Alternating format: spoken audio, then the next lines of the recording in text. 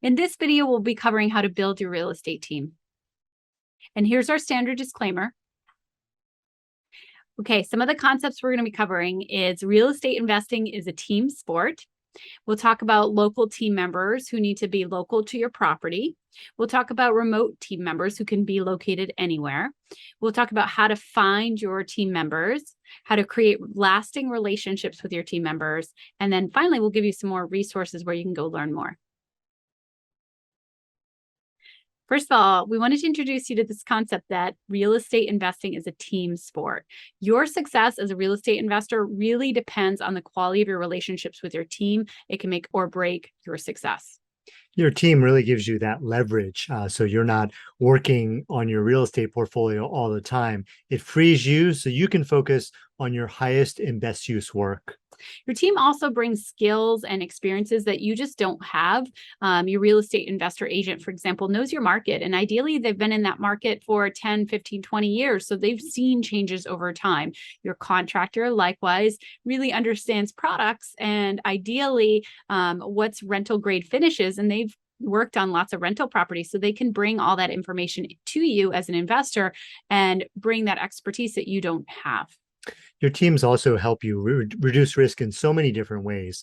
One example is when you're looking at a property to buy, they can be your boots on the ground, especially if you're remote investing.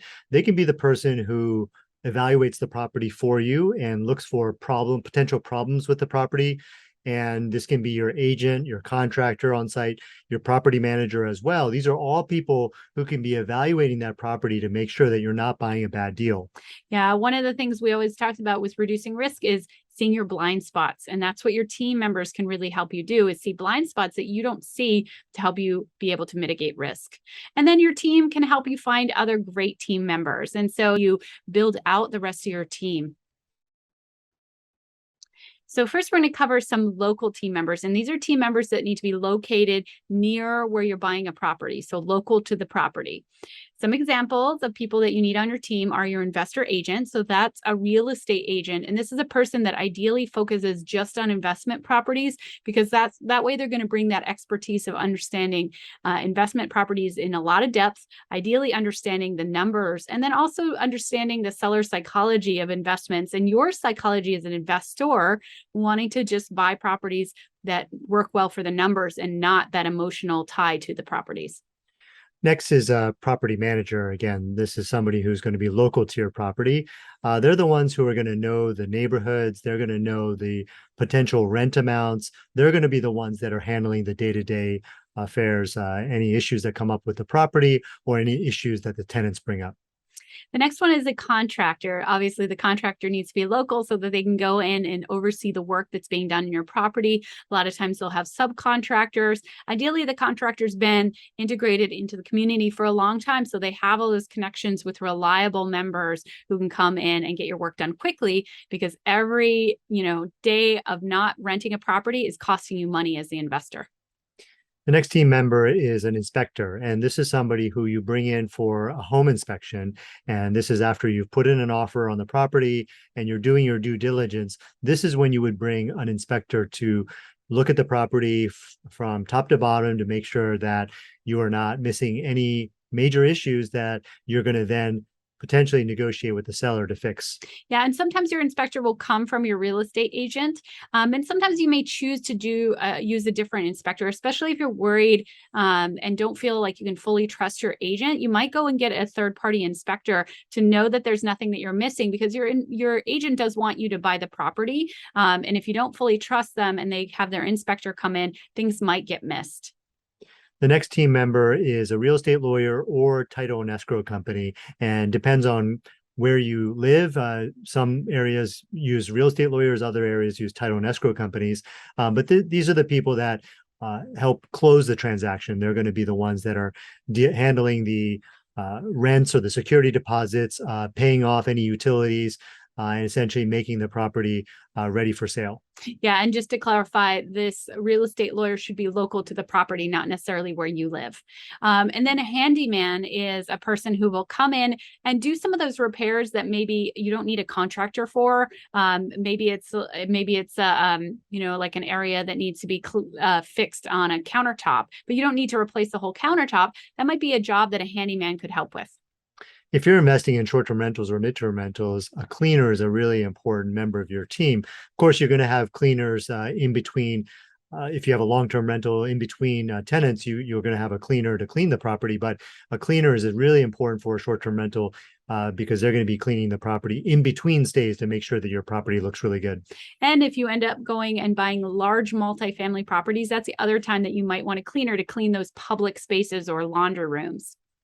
Next team member is a local bank executive. And this is, if you have a good relationship with a local lender, this is a great way for you to get loans on properties. Sometimes you can negotiate and get lower down opportunities where you only have to put down maybe 15% or 10% down on a property. And so it really allows you to get into these properties with less money down.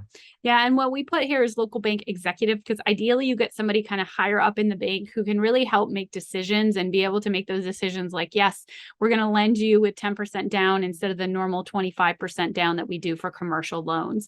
We've also seen examples of relationships with a local bank really allowing you to get valuations on your properties that are more based on income instead of comp method with single family homes. And so I think as a real estate investor investing remotely, building local bank relationships in the places that your investments are located is really, really important to future growth of your property portfolio.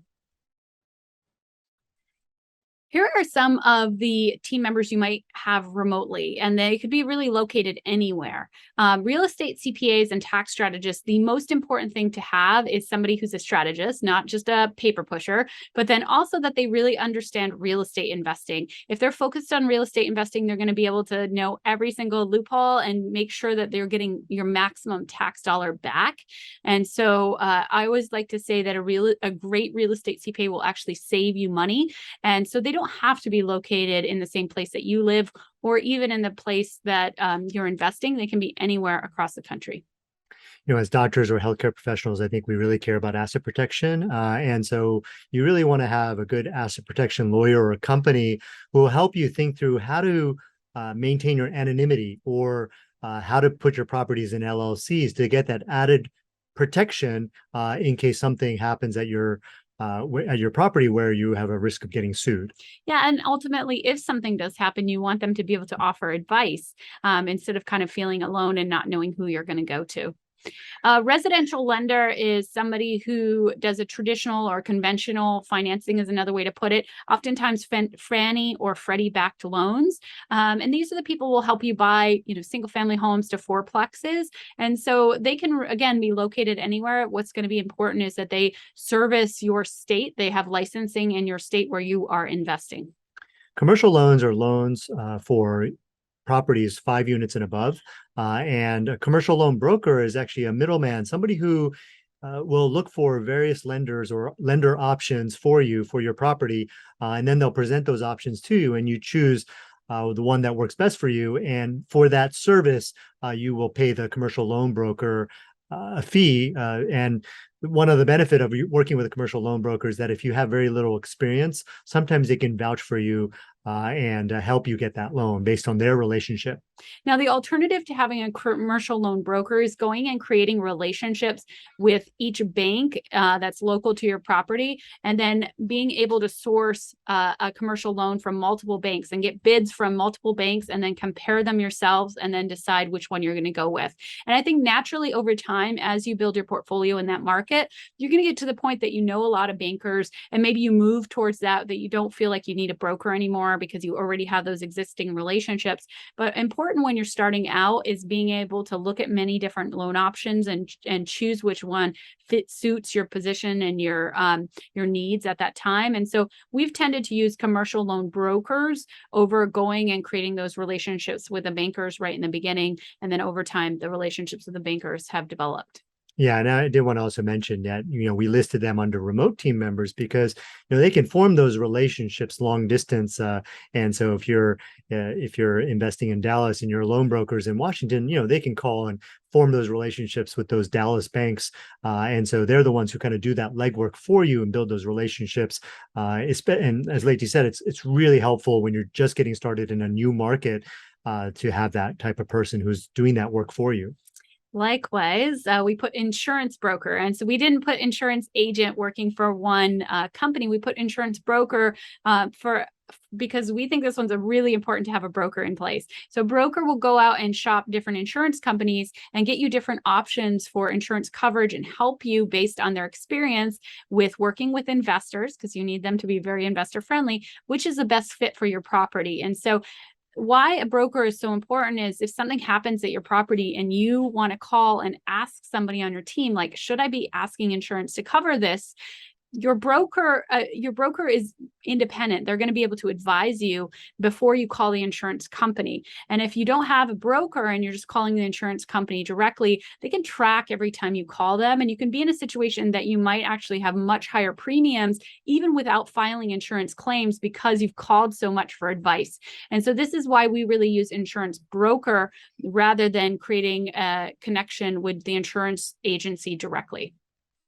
So if you're ready to trade up into bigger properties using something called a 1031 exchange, you're going to want to use a company that specializes in that. So you'll definitely want to have a 1031 exchange company on your team so you can sell those properties and move them into bigger properties as tax efficiently as possible. A cost segregation company comes in and sends an engineer usually to go look at your property and kind of separate out the components, the structural components of that property to figure out how much depreciation you can get. And so you want a cost segregation company that is going to give you a free estimate, so you can assess what is a likely return that you're going to get from a cost segregation study in terms of bonus depreciation. And then again, they can be located anywhere because they're flying in engineers to look at your property across the country. The next team member is a bookkeeper, and knowing your numbers is really important. You got to know if your property is actually making money or not, and a bookkeeper is the one who's going to be tracking that for you and making sure that you know your numbers. Yeah, and having a real estate specialist bookkeeper would be ideal because, again, they're going to know how to classify things with greater detail than just a general bookkeeper, and that can really help you make sure you're maximizing your tax savings. If you're building your team, you're getting more properties and you need more help, a virtual assistant is a great first step, especially before you hire your first employee. And so you may want to work with a virtual assistant to help you with some of those tasks that are lower value so you can focus on the high value tasks. Actually, some people even have virtual assistants looking for properties for them. So you can train your virtual assistant to do a lot of different tasks, from working with other team members, property managers, to doing things like search for properties. And then finally, you may want an interior designer in place, especially if it's a short-term rental. You may want to just give it that design pop that maybe you don't feel comfortable with doing, that's going to make it stand out among all the other properties and earn you top dollar in rents. So how do you find your team members? Where do you even start? Best place to start is word of mouth from other investors because they've tested out these team members. These team members have shown up for them over time. They have been proven. And so that's where we really like to go, is to other investors who have tried out team members and have them proven in our market. And then we get that word of mouth and we go and we assess that team member ourselves, right? We don't just take it at face value, but we do some initial assessments and screenings to tell if they're the right fit for us. Yeah, but if you know your community, if you trust the people, if you trust the other investors, then that word of mouth is going to be much more valuable than if you go into the next one, which is an investor forum where you may not know the people in that forum and whether or not you can trust their recommendation, right? So that's where you especially have to vet and make sure that the person they're referring to you is really a good team member or not. Yeah, because they may have some biases or connections that you just don't know about it. And the same is with other team members. Again, good people know good people. And so the tendency is going to be, if you have a really great team member, that they're going to be able to recommend another great team member. But sometimes there are issues where a team member is linked to another team member closely, and they are in a situation that they feel like kind of stressed out about telling you the truth. So we've seen instances where property manager is recommended by the agent, investor agent, and the property manager doesn't think that a property is going to be able to get as much rent as maybe the agent's telling you. And the property manager feels kind of stuck and feels like they have to support what the agent is saying. And then the investor ends up buying that property and they can't get those rents. So be very thoughtful, especially when you're building out a new team in a market, to get multiple inputs before you necessarily go and just trust based on your team member. Another couple ways to find team members is Yelp reviews or Google searches, and I'd say most of the team members you can actually find on Yelp or with Google searches. But there are certain team members where they're oftentimes not listed. So, for example, handymen or contractors are oftentimes not necessarily listed on Yelp or Google.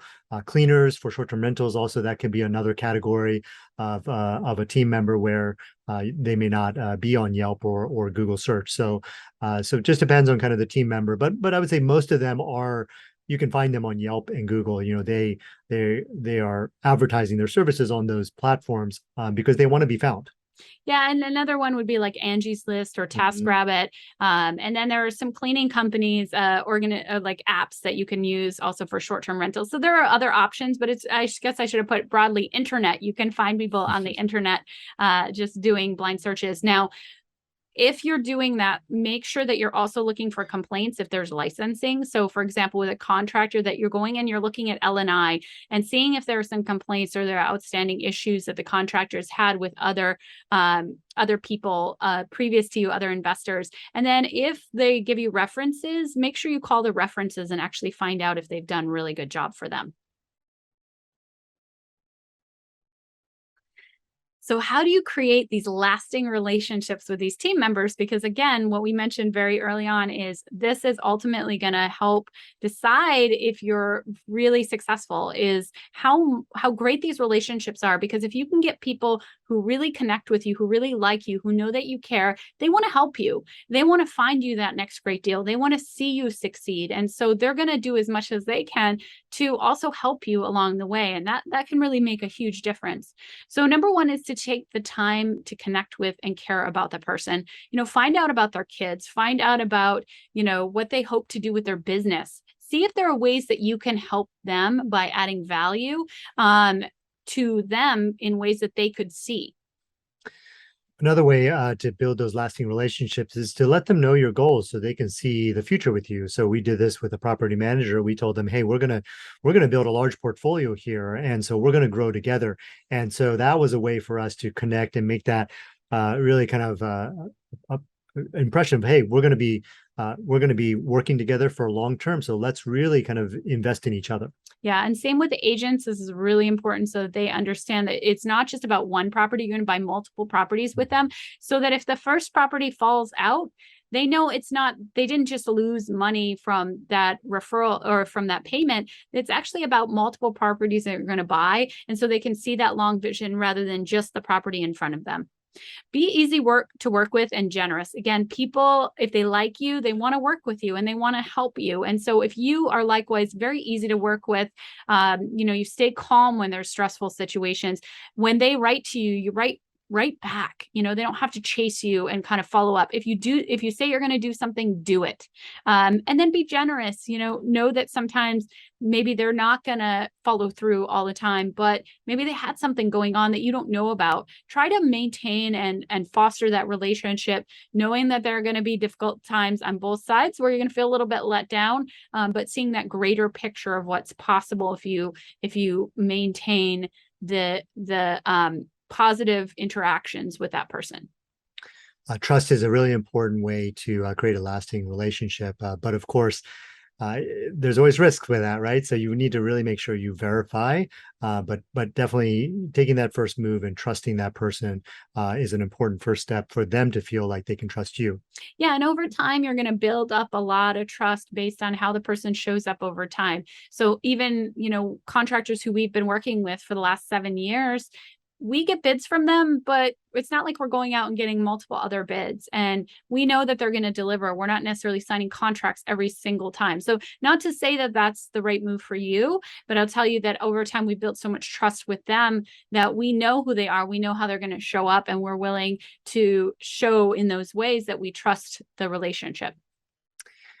Sticking with great team members over time, this can be a number of different ways. Sometimes maybe there's a slowdown in the economy and there's not as much work. Sticking with them through those times, they will be loyal to you forever if you're actually the one that is consistently giving them jobs even during a downturn.